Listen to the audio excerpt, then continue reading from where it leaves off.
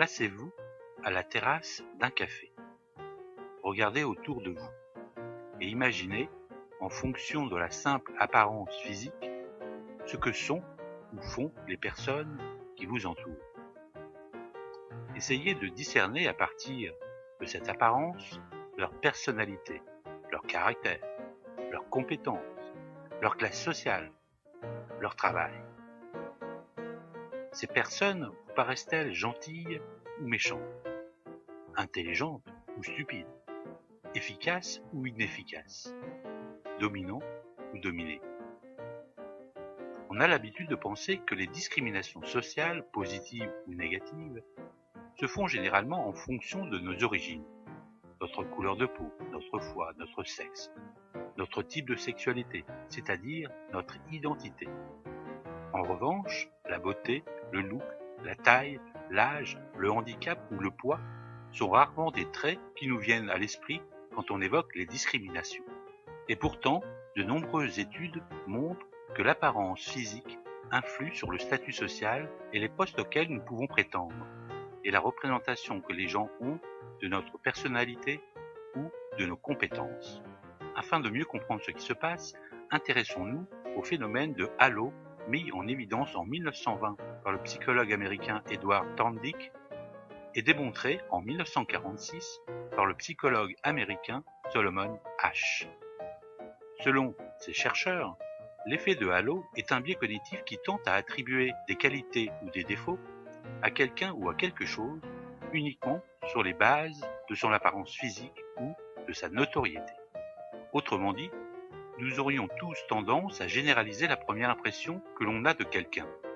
Si celle-ci est favorable, alors j'interpréterai favorablement ce que cette personne dit ou fait. C'est l'effet de halo positif.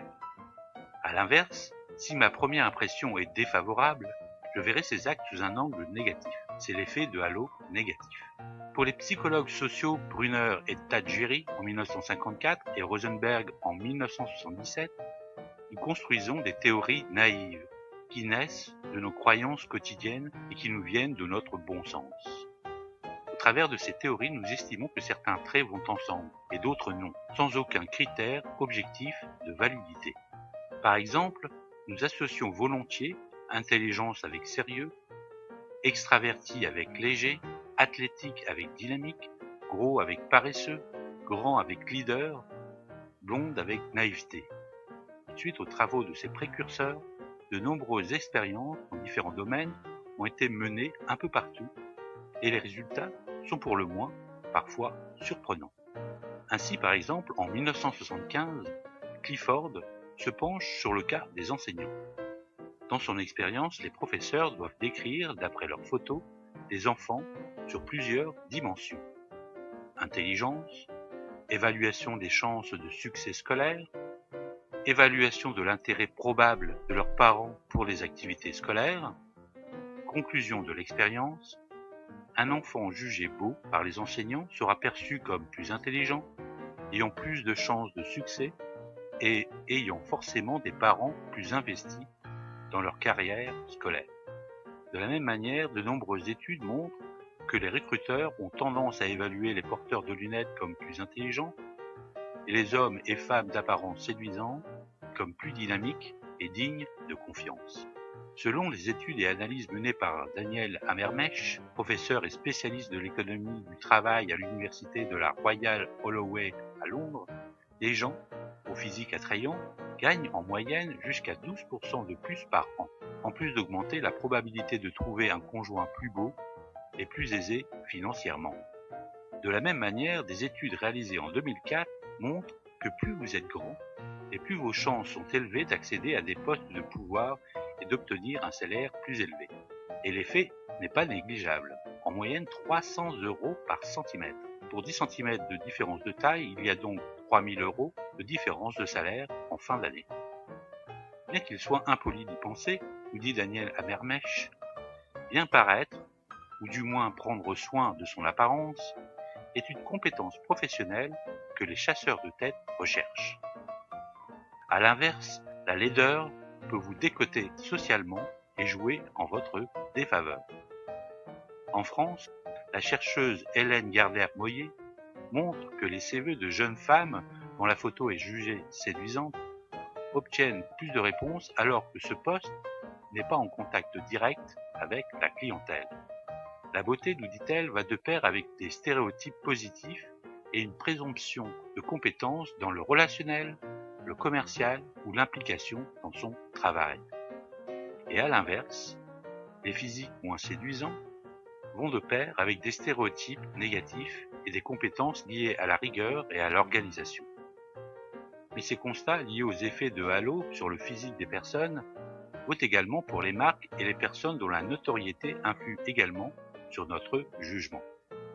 Ainsi, si votre acteur préféré conduit une certaine voiture, mange certaines céréales ou boit un café particulier, alors bientôt, par contagion, vous aimerez cette voiture, ces céréales ou ce café car vous attribuerez à ces produits toutes sortes de qualités positives que vous attribuiez à cet acteur. Et par effet de contagion, vous jugerez également plus positivement les marques sous lesquelles sont vendus ces produits. Mais comme toute face a son revers, les aspects positifs de la contagion peuvent très bien tourner à la catastrophe et précipiter la chute d'une marque ou la réputation d'une personne. Les idoles brûlent aussi vite qu'elles ont été créées. La politique use et parfois abuse de ce phénomène pour réduire à néant leurs adversaires. Détruisez la réputation d'une personne sur un domaine, déteindra sur sa réputation dans des domaines n'ayant pourtant rien à voir. Le sociologue Jean-François Amadieu, auteur du livre La société du paraître, nous dit que contrairement à ce que l'on pourrait croire, l'apparence physique est très liée au milieu social. Outre la beauté ou la laideur, les vêtements que l'on porte, le maquillage plus ou moins appuyé, le port de tête, votre accent, le langage que vous utilisez, l'allure générale, sont autant de codes sociaux qui permettent de se distinguer et qui peuvent, aux yeux de vos interlocuteurs, être jugés positivement ou négativement. En outre, selon votre statut social, vous êtes plus ou moins exposé à l'obésité. De la même manière, l'accès aux soins dentaires ou l'exposition au risque de handicap sont inégalement répartis selon la classe sociale à laquelle vous appartenez. Selon ces dires, les inégalités d'apparence physique constituent des cercles vicieux ou vertueux. Les grands, comme les minces, vont faire une meilleure carrière, se marier avec des gens qui ont une belle apparence, les capitaux vont s'assortir, et il y aura donc transmission aux enfants d'une manière ou d'une autre.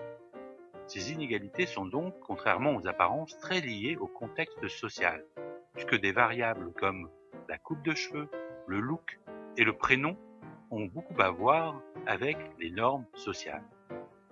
Voilà, vous savez, reste à savoir maintenant ce que vous ferez de ce petit savoir. À bientôt!